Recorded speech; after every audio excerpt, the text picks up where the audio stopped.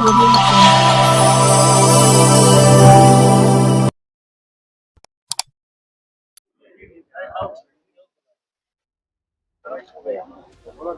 भैया, ले लो। ले गंगारा ले लो यार, सबको ले लेना। कारपोरेट कृषि की बात को उछाला था, लेकिन स्वर्गीय चौधरी चरण सिंह साहब ने तुरंत उसी अधिवेशन में खड़े होकर के कारपोरेट कृषि का विरोध किया और उन्होंने इस बात को कहा कि किसी भी देश के अंदर 4 सिद्धांत हैं जिससे इस देश को चलाया जा सकता है। पहला सिद्धांत है कि धन इकट्ठा करके उस देश की गरीबी को दूर करना है। दूसरा सिद्धांत है कि बेरोजगारी के साधन इकट्ठा करके बेरोजगारी को दूर करना है। तीसरा सिद्धांत होता है कि आमदनी में फर्क को कम करना है। इस देश में किसी के पास बहुत पैसा हो, किसी के पास कुछ ना हो, देश में कितनों की कमाई करोड़ों की महीनों में, कितनों की 1 रुपए की ना हो, इस फर्क को कम करके पूंजी का वितरण समाज में होना चाहिए। तीसरा सिद्धांत होता है।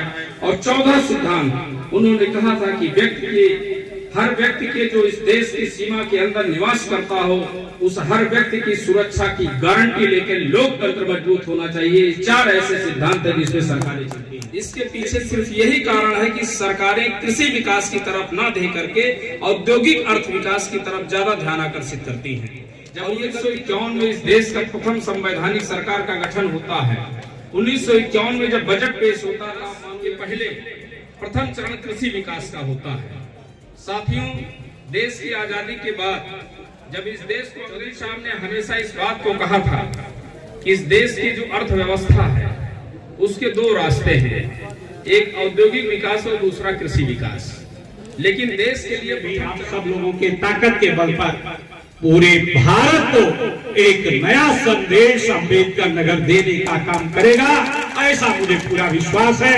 इन्हीं शब्दों भाई राममूर्ति वर्मा जी ने कहा कि जनवरी के अंतिम सप्ताह में और इंटर की परीक्षा देने के बाद जब सुबह सबका परिचय हो रहा था, जितने लोग डाक बंगले में थे, मेरे बड़े लंबे लंबे बाल थे, उन्होंने उस पर टोका भी था और आगे के बारे में पूछा था कि इंटर के बाद क्या करना चाहते हैं। अनेकों बार उनके सानिध्य में बहुत कुछ सीखने को प्राप्त हुआ। 1937 में पहली बार उत्तर प्रदेश की विधानसभा में आदरणीय चौधरी साहब अंग्रेजों के जमाने में भी जो पहली असेंबली बनी थी उत्तर प्रदेश में, उसके मेंबर बनने का उन्हें सौभाग्य प्राप्त हुआ था। दूसरी बार 1946 में भी चुनाव हुआ था, उसमें भी उनको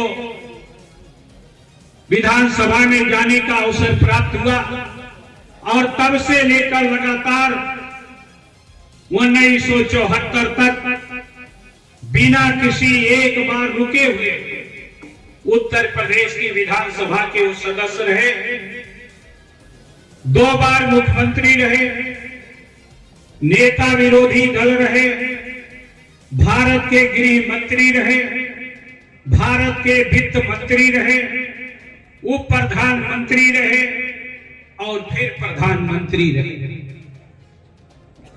उन्होंने 1967 के बाद संविद के साथ मिलकर 17 विधायकों के साथ कांग्रेस पार्टी से अलग होकर भारतीय क्रांति दल के नाम से संगठन खड़ा करने का काम किया।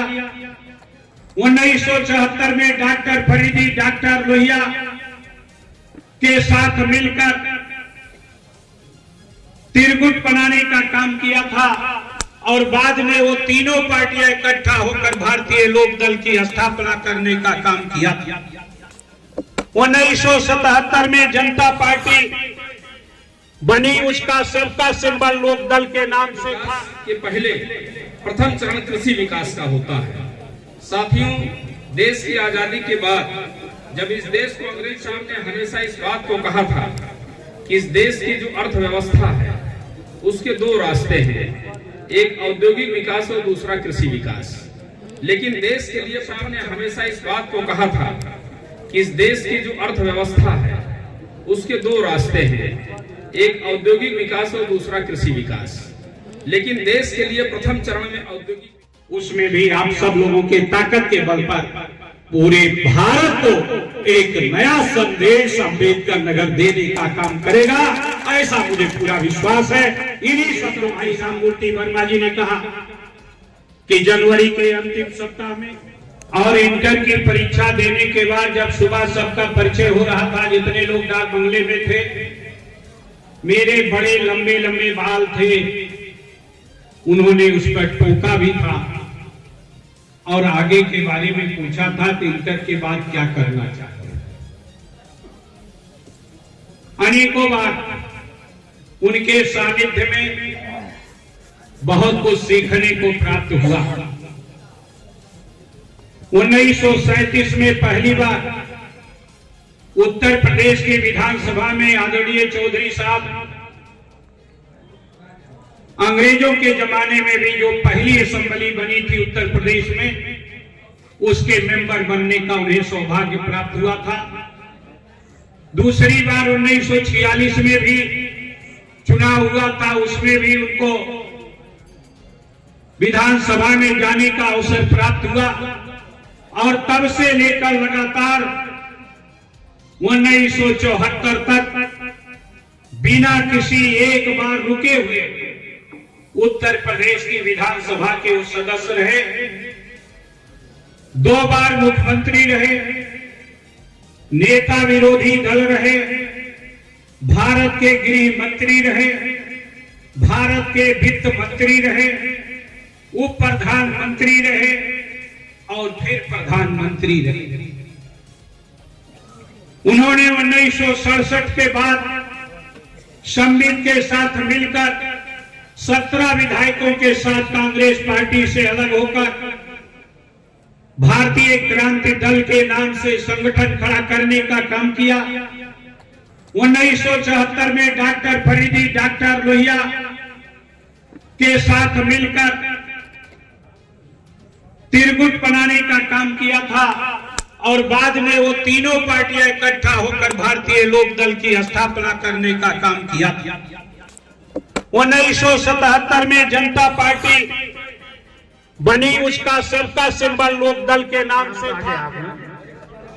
क्षमा करें, चलिए हो गया, आपका भी नाम है।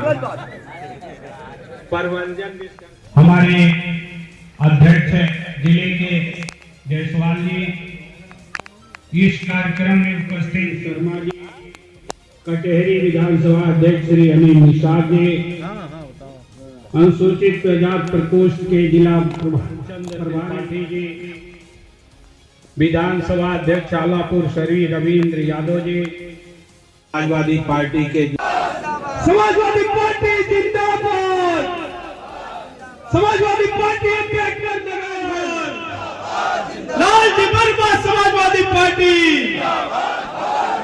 अगले जय नेता आयल समाजवादी कबेला छोड़ा घरवा कई झमेला, आयल समाजवादी कबेला छोड़ा घरवा कई झमेला। अब मेला लगी गई न टांडा बजरिया में। और भाजपा वाले क्या करते हैं बाबूजी, भाजपा मंदिर बनवावे, हिंदू मुस्लिम लड़वावे और बाबू कत्ल करावे न बजरिया में। और भाई कोनो मीटिंग करौले हुए और इहो सुनत है खाना का व्यवस्था करौले हुए, बहुत बड़ी मीटिंग है। और सुनत है चौधरी चरण सिंह का जन्म, उनको भी मैं नमन करते हुए श्रद्धेय चौधरी चरण सिंह को भी पुनः प्रणाम करना चाहता हूँ। मेरे दोस्तों, आपने तो संघर्ष स्टूडेंट लाइफ से ही करते चले आए थे और इतिहास गवाह दोस्तों 1939 में, क्योंकि अभी हमारे पूर्व वक्ता ने कहा चौधरी साहब हमेशा जो है दिल्ली का रास्ता किसान मजबूर खेतों खलिहानों से जाता है। आज बातों में भाषण होती है तो दिल्ली का रास्ता यूपी से लोग बताते हैं मंचों के माध्यम से, लेकिन वो सही है कि मेरे दोस्तों आज लगभग मैं समझता हूँ 80% किसान है पूरे देश में। और किसानों की क्या स्थिति है, वर्तमान सरकार तो किसानों को मिटा देना चाहती है, गरीब और बेरोजगार युवा वंचित पीड़ित को मिटा देना चाहती है। उसके जो भी एजेंडे हैं, उन्होंने जो भी पार्लियामेंट में फैसला लिया है वो इसके जो है उदाहरण है मेरे दोस्तों। तो 1939 में, आज हमारे बीच में नहीं है, किसानों का कर्ज माफ करने के लिए ब्रिटिश अंग्रेजों के समय जो बिल आया था, किसानों के कर्ज को माफी का जो बिल आया था, वो एक क्रांतिकारी इतिहास था। और इस बिल को पास कराकर किसानों के कर्ज को माफ करने का काम हमारे चौधरी चरण सिंह ने करने का काम किया था। इतने नहीं मेरे दोस्तों, राजनीतिक पंडितों ने कहा 17 साल कांग्रेस में थे चौधरी चरण सिंह, और जब उन्होंने मनमुटाव से पार्टी छोड़े, बहुराज नारायण और डॉक्टर राम मनोहर लोहिया के सहयोग से संपर्क में आकर उन्होंने एक नई पार्टी बनाई थी, जिसका नाम था, जो पार्टी उन्होंने बनाई थी, भारतीय क्रांति दल। तो जो राजनीतिक पंडित थे उन्होंने कयास लगाया कि ये पार्टी छोड़कर नई पार्टी बना के जा रहे हैं तो लोग इनसे नाराज हो जाएंगे। लोग जो है उनकी जो गणित थी, जो राजनीतिक पंडितों की, उनके विरोध में थी। लेकिन मैं बताना चाहता हूं कि नेता भाई चौधरी चरण सिंह गृह मंत्री होते हुए, प्रधानमंत्री होते हुए, और देश की जो सबसे बड़ी कुर्सी है प्रधानमंत्री के पद पर भी 5 महीने बैठकर शोभित करने का काम किया था। और लास्ट में जब मेरे दोस्तों सदन में, पार्लियामेंट में जब बहुमत सिद्ध करने की बात आई, तो आज हमारे बीच में नहीं है, तो हम लोग इंडिया गठबंधन में हैं। स्वर्गीय इंदिरा गांधी ने सपोर्ट नहीं किया, इसलिए उन्होंने उसके पहले, डेट आने के पहले माननीय चौधरी चरण सिंह ने रिजाइन देने का काम किया था, रिजाइन देने का काम किया था। इतने नहीं मेरे दोस्तों, मैं कहना चाहता हूँ, एक पार्लियामेंट में भेजने का काम करेंगे। और आज मेरे दोस्तों एक अच्छा ऐसा दृष्टांत बताने जा रहा हूँ कि माननीय चौधरी साहब का जन्म जो है 23 दिसंबर 1902 को नूरपुर गांव, जिला मेरठ में हुआ था, आज के दिन। और मैं पूर्व में पीछे ले नगर की 5 सीट, और जो लोकसभा में गोसाईगंज आती है, विधानसभा, उसको भी आपने जिताया है। और मुझे लगभग, मैं समझता हूँ 4,71,000 या 72,000 वोट हमें 5 विधानसभा के विधायकों को मिला है। बस केवल हमें थोड़ा मेहनत कर देना है। तो एक गणित के मुद्दे पर अगर पार्लियामेंट में कुछ उठाना चाहते हैं तो उनके मुंह को बंद कर दिया जाता है, जैसे लगभग 144 सांसद को निलंबित कर दिया गया। समाजवादी पार्टी प्रदेश कार्यकारिणी के सचिव, उस साथियों का हाथ नहीं उठ रहा है, मेरे साथियों की ठंडक नहीं पड़ रही है, आपका हाथ उठना चाहिए, तालियां बज करके मेरे साथियों समर्थन करना चाहिए। जय भीम, जय भारत, जय करके जाएंगे। और संकल्प अगर आपने ईमानदारी के साथ लिया तो अम्बेडकर नगर का सांसद तो हम जीतेंगे ही जीतेंगे, लेकिन पूरे देश में भारतीय जनता पार्टी का सफाया करके माननीय अखिलेश यादव जी के नेतृत्व में देश की सरकार बनाने का काम करेंगे। और जिस दिन मेरे साथियों देश की सत्ता में हम लोग कामयाब हो जाएंगे, मेरे साथियों उत्तर प्रदेश में भी हमें 27 का इंतजार नहीं करना पड़ेगा। बीच में ही साथियों राष्ट्रीय अध्यक्ष अखिलेश यादव के नेतृत्व में उत्तर प्रदेश में भी समाजवादी पार्टी की सरकार बनेगी, ऐसा भरोसा और विश्वास दिलाते हुए आप सभी लोगों का हृदय से स्वागत, वंदन, अभिनंदन करते हुए और इस शानदार आयोजन के लिए मैं चाहूंगा कि मेरे साथियों जो आपकी खामोशी है, ये खामोशी टूटनी चाहिए और दोनों हाथ उठा करके माननीय मरामूर्ति वर्मा जी का जोर कि मेरे साथियों आने वाले दिनों में आज ही जयंती के अवसर पर चौधरी चरण चलने का एक संकल्प होता है। चौधरी चरण सिंह के बारे में मेरे साथियों, हमारे तमाम साथियों ने जिक्र किया है। जहां चौधरी चरण सिंह जी किसानों की बात करते थे, नौजवानों की बात करते थे, गिट्टी मिट्टी तोड़ने वाले झोपड़ी के लोगों की बात करते थे, आज भारतीय जनता पार्टी की सरकार ऐसे किसानों के ऊपर मेरे साथियों 5 किलो राशन और 2000 रुपए सम्मान किसान निधि दे करके उनको रास्ते से भटकाने का काम कर रही है। और आपके घरों की पूंजी, आपकी कमाई, आपकी जो लागत है मेरे साथियों, उससे इस देश के पूंजीपतियों को मेरे साथियों दे करके उनको मजबूत करने में लगी हुई है। क्या हमारे अंदर ये सोच नहीं पैदा होनी चाहिए? क्या हमारे अंदर ये जज्बा नहीं पैदा होना चाहिए कि मेरे साथियों ऐसी सरकार जो किसान विरोधी हो, जो बेरोजगारों के विरोधी हो, जो मेरे साथियों इस देश के नौजवानों के विरोधी हो, और जो दो परम पूज्य बाबा साहब डॉक्टर भीमराव अम्बेडकर के संविधान की विरोधी हो। क्या ऐसी सरकार को हमारे महापुरुषों ने कभी बर्दाश्त करने का काम किया था? मेरे साथियों नहीं किया था, बल्कि उनके खिलाफ सड़कों पर उतर करके आवाज बुलंद करके उनको सत्ता से खदेड़ने का काम हमारे देश के संतों गुरु महापुरुषों ने किया था। मेरे साथियों, आज मेरी आपसे अपील करनी है कि मेरे साथियों 2024 के लोकसभा का चुनाव चंद दिनों के बाद मेरे साथियों होने वाले हैं। अम्बेडकर नगर जनपद के समाजवादी पार्टी के नौजवानों, ये आपका भाई, आपका बेटा त्रिभुवन दत्त आपसे अपील करता है कि मेरे साथियों 2024 के पहले माननीय राम मूर्ति वर्मा जी के नेतृत्व में इस अम्बेडकर नगर जनपद में वो भाईचारा पैदा हो कि साथियों जब चुनाव हो तो भारतीय जनता पार्टी नहीं, सभी लोग मिलकर के भी चुनाव लड़े, तो उसके बावजूद भी 2022 की तरह समाजवादी पार्टी का सांसद जीत करके देश की पार्लियामेंट में जाना चाहिए। क्योंकि साथियों हम किसानों की बात करते हैं। मेरे साथियों, भारतीय जनता पार्टी किसानों के साथ क्या अन्याय किया है कि हमारे देश के 700 किसानों ने आत्महत्या करने का काम किया है। हमें गांव में जाकर के इस बात को बताने की जरूरत है। और माननीय कांसी राम साहब कहते थे कि मेरे साथियों, गुलामों को गुलामी का एहसास करा दो तो गुलाम अपनी जंजीर को तोड़ने के लिए खुद तैयार हो जाएगा। आज जरूरत है कि मेरे साथियों गांव-गांव जाकर के हमें सेक्टर बूथ स्तर पर समाज के अंदर ताकत और एकता पैदा करके एक मजबूती लाने का काम करना है। और मेरा तो मानना है कि मेरे साथियों अम्बेडकर नगर जनपद के समाजवादी पार्टी के साथियों के अंदर जो ताकत है, अगर उस ताकत का आप सही प्रयोग कर देंगे तो 2024 में भारतीय जनता पार्टी सत्ता में कहीं नजर नहीं दिखाई पड़ेगी। ये गारंटी के साथ कहना चाहता हूँ।